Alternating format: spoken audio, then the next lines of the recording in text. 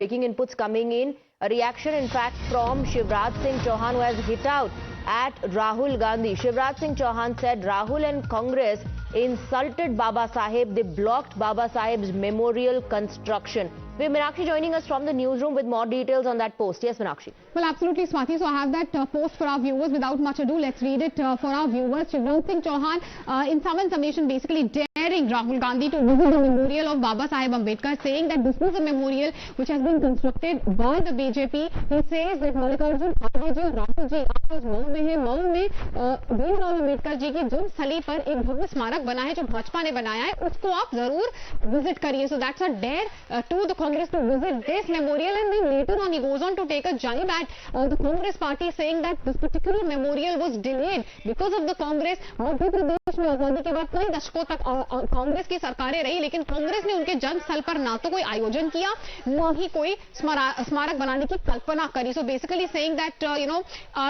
hitting out at the Congress party, indirectly calling them hypocritical, saying that the same Congress which did not build a memorial. All right. Meenakshi, stay on with us. We have Pramod Tiwari joining us on the broadcast. Pramod Tiwari जी, राहुल गांधी की इस rally को लेकर Bharatiya Janata party भी कुछ सवाल पूछ रही है. जैसे राहुल गांधी अपनी रैली में पूछ रहे हैं, बीजेपी पूछ रही है कि रिपब्लिक डे परेड से नदारद राहुल गांधी क्यों रहे, जो हमेशा संविधान की बात करते हैं. ये भी पूछ रही है कि अगर कास्ट की बात राहुल गांधी आज अपनी रैली में कर रहे हैं तो बाबा साहब अंबेडकर के स्टैचू के साथ जो पंजाब में हुआ उस पर अपनी बात खुल के लोगों के सामने या आपके खिलाफ क्यों नहीं करते.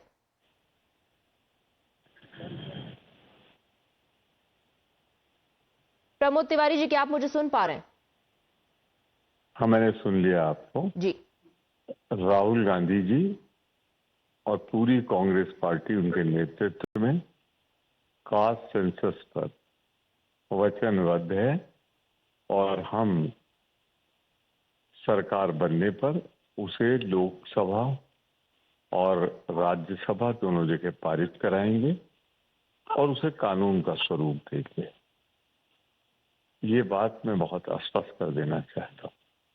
उस पर हमारी वचनबद्धता है. और जो राहुल जी ने कहा राष्ट्रपति जी के लिए उनके प्रति सम्मान बरतते हुए, तो वो उसके दोषी तो वो हैं.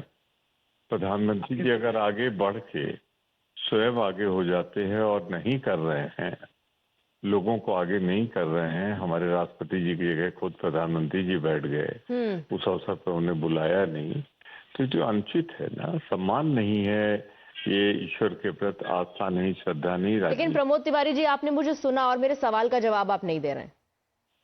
अरे कौन सा ऐसा सवाल आपने कर लिया जो जवाब देना मुश्किल है, बताइए ना. जब फोन पे रहते हैं, जो पंजाब में हुआ उसको लेकर राहुल गांधी की क्या राय? बीजेपी का ये आरोप है कि राहुल गांधी आम आदमी के खिलाफ नहीं बोलेंगे. आपका सवाल देखिए, अब इस तरह की बात करने रहे थे तो मत बुलवाया कीजिए. मैं कह रहा हूं कौन सा आपका ऐसा सवाल है जिसका जवाब मैं नहीं दूंगा? आप पूछिए तो सवाल. मैंने आपसे पूछा बीजेपी का जो क्रिटिसिज्म है उस पर आपका क्या जवाब है? या तो फिर आप प्रेजुडिस होकर बैठ गई हो वहां पे. क्या जवाब जो मुझे देना था मैंने दे दिया. एक रिएक्शन होता है, उसका काउंटर आता है. सर, मैं आपसे सिर्फ आपका काउंटर पूछ रही हूँ. इसमें प्रेजुडिस की बात कहां से आ गई? सिखाइए नहीं. 45 साल से मैं राजनीति कर रहा हूँ, मुझे मालूम काउंटर क्या करना है क्या नहीं करना. मैं आपसे सीख के नहीं करूंगा. हाँ.